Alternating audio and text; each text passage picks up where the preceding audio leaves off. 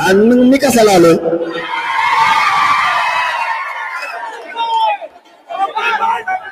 दोनही मुख्यमंत्री आणि दोनही उपमुख्यमंत्र्यांना विनंती या चंपावती नगरीतून इथं 1-1 वर्षाचे लेकरं सुद्धा मांडीवर घेऊन माता मायला बसल्यात. इथं 70 ते 90 वर्षाचे आजोबा आणि आजी सुद्धा बसली. आमची सगळ्यांची योजना एकच आहे,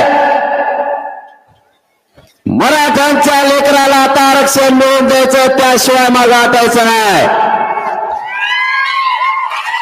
सरकारने शांतपणाची भूमिका घ्या.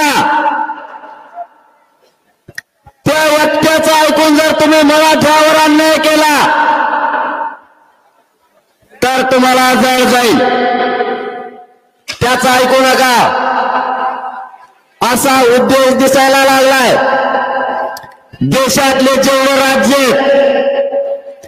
त्या राज्यातली मोठी जात संपवण्याचा तुम्ही घाट घातला असा अंदाज दिसायला लागलाय.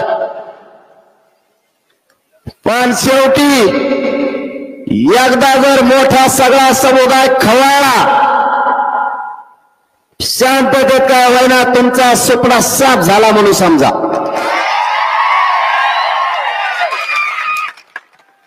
तुमचा राजकीय सगळ्या अस्तित्वाचा सुपडा साफ होईल.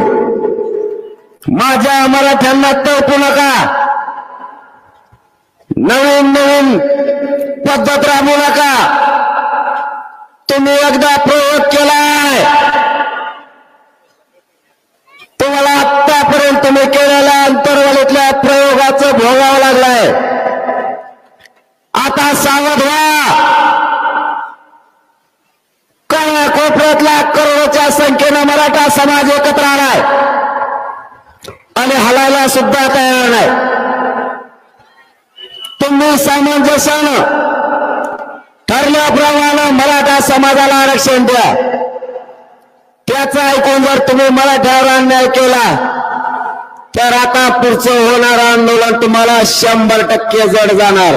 कारण ही फक्त एकटा बीड जिल्हा आहे, आणखी सगळा महाराष्ट्र भरायचा आहे. जिल्ह्याला जिल्हे आणि घराला घराबाहेर पडणार आहेत. मी सगळ्याला पाणी पाहिजे तर मला पाण्याची काय गरज आहे? मी निवारण म्हणून आहे. पाणी भाषण दुसरं पेत नसतो, भाषण झाल्यावर 1.5 घंटा पेत नाही, पण त्याला पाणीच पाहिजे. त्याचा खोटाच केला दुसरा ठोकला. कारण तुमचाच मुलगा आहे, मी काय लोकच थोडाच आहे. मला परिवारच मानत नाही. लोकांचं उलट आहे. लोक म्हणजे आधी कुटुंब मग बाकीचं. आपलं तसं नाही. आपला उलटा खेळ आहे. आधी समाज आणि मग कुटुंब. हा मराठा समाज माझा मायबाप आहे. या समाजालाच मी मायबाप मानलं आणि ज्या समाजाला मायबाप मानलं त्यांच्याशी माझं लेकराचं आणि माय माऊलीचं नातं झालं. आम्ही माय लेकरं झालो. मग या समाजाची गद्दारी करायला हे आंदोलन उभा केलेलं नाही.